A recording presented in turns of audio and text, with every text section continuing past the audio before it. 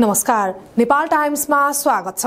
देश आर्थिक मन्दीतर्फ गइरहेको तथा देशको अर्थतन्त्र संकटपूर्ण अवस्थामा रहेको भन्ने तथ्याङ्क तथा विज्ञका अभिव्यक्तिहरू आइरहेका बेला आज केन्द्रीय बैंकले मौद्रिक नीतिमा केही लचकता अपनाउँदै तेस्रो त्रैमासिक समीक्षा सार्वजनिक गरेको छ।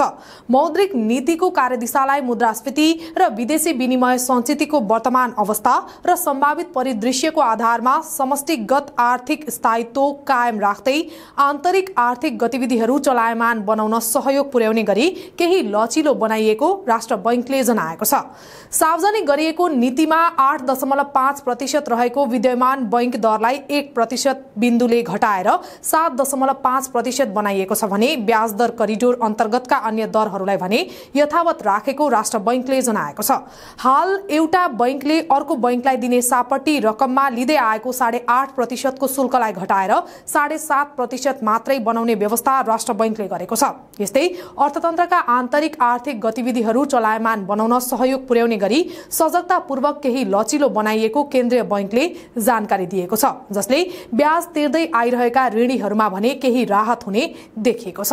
मौद्रिक नीतिको अंकुशको रूपमा रहेको नेपाली र भारतीय मुद्रा बीचको स्थिर विनिमय दर र बाह्य क्षेत्रतर्फको चालू खाता पूर्ण रूपमा परिवर्त्य रहेको सन्दर्भमा विदेशी विनिमय सञ्चितले आयात धान्न सक्ने क्षमता, मौद्रिक नीतिका उद्देश्यहरूको सम्भावित परिदृश्य, छिमेकी देशको नीतिगत दर र दुवै मुलुक बीच कायम रहेको मुद्रास्फीति बीचको अन्तरलाई मध्यनजर गरी नीतिगत दरलाई 7% मा यथावत राख्दै विद्यमान बैंक दरलाई 1% बिन्दुले घटाएर 7.5% कायम गरिएको छ। ब्याज दर करिडोर अन्तर्गतका अन्य दरहरूलाई यथावत राखेको छ।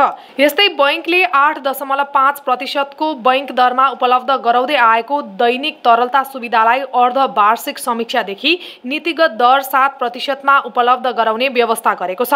फलस्वरूप अन्तर बैंक ब्याज दरमा 1.5% बिन्दुले कमी आएको छ। दैनिक तरलता सुविधालाई नीतिगत दरमा प्रदान गरिने व्यवस्थालाई निरन्तरता दिएको छ। यस्तै नियमित ब्याज भुक्तानी गरिरहेका ऋणीलाई नेपाल राष्ट्र बैंकले बैंकको ब्याज तिर्ने अवधि जरिवाना नलाग्ने गरी 3 महिना थप गर्ने भएको छ। राष्ट्र बैंकले उक्त व्यवस्था असारभित्र गर्ने मौद्रिक नीतिको तेस्रो त्रैमासिक समीक्षा मार्फत जानकारी दिएको छ। यस्तो सुविधा नियमित ऋणको ब्याज भुक्तानी गरिरहेकाहरूलाई ल्याइने बताइएको छ। वास्तविक क्षेत्रमा देखा परेको शिथिलताका कारणले कर्जा चुक्ता गर्न परेको कठिनाइलाई दृष्टिगत गरी अल्पकालीन तथा चालू पुँजी प्रक्रियाका कर्जाहरूलाई ब्याज नियमित रहेको अवस्थामा यो सुविधा दिइने बताइएको छ। आवश्यकता र औचित्यको आधारमा कुनै किसिमको हर्जना शुल्क नलिने गरी 3 महिनासम्मका लागि असार मसान्तभित्र म्याद थप गर्न सक्ने व्यवस्था गरिने राष्ट्र बैंकले जनाएको छ।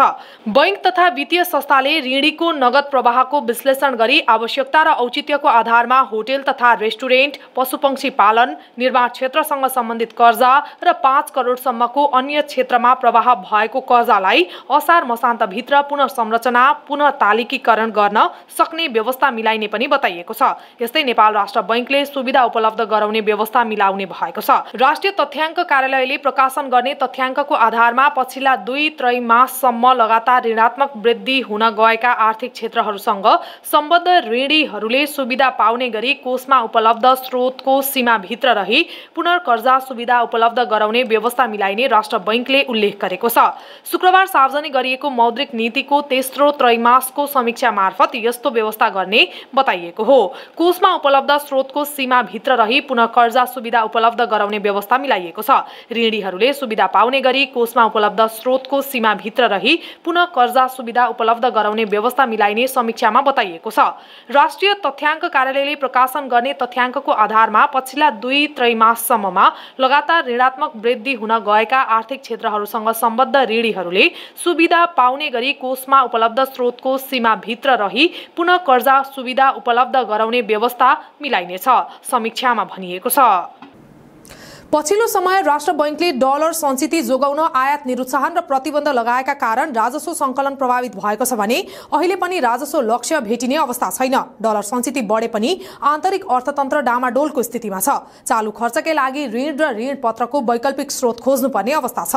आगामी आर्थिक वर्षको बजेटको प्राथमिकता समेत तय गरिसकेको अवस्थामा बजेट स्रोतको अभावमा बजेट संयमित भएर गत आर्थिक वर्षको सिलिङ भन्दा घटेर आउने सम्भावना छ। यस्तो अवस्थाका बीच गरिएको मौद्रिक नीतिको लचक र खुकुलो समीक्षाबाट अर्थतन्त्र सुधारमा केही टेवा पुग्ने अपेक्षा गरिएको छ।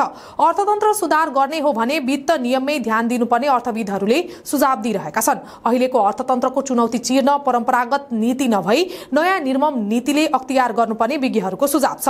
यता नेपाल राष्ट्र बैंकका गभर्नर महाप्रसाद अधिकारीले घट्दै गएको ब्याज दर अझै घट्ने बताएका छन्। मौद्रिक नीतिको दोस्रो त्रैमासिक समीक्षा सार्वजनिक कार्यक्रममा बोल्दै गभर्नर अधिकारीले ब्याज दर घटेर अर्थतन्त्र चलायमान हुने बताए। अब ऋणीहरूलाई विशेष सहुलियत दिने गरी पुनर्कर्जा, पुनर्संरचना र पुनर्तालिकीकरण सुविधा तथा बैंक दर 1% कम गर्ने सहितको मौद्रिक नीति समीक्षाले चुनौतीपूर्ण रहेको अर्थतन्त्र सुधारमा कस्तो भूमिका खेल्ला? मौद्रिक नीति समीक्षाको जगमा टेकेर सरकारले आगामी आर्थिक वर्षको लागि अब कस्तो बजेट प्रस्तुत गर्ला? मौद्रिक नीति समीक्षा तथा आगामी वर्षको बजेटका सन्दर्भमा तपाईका विचारहरू अवश्य व्यक्त गर्नुहोला।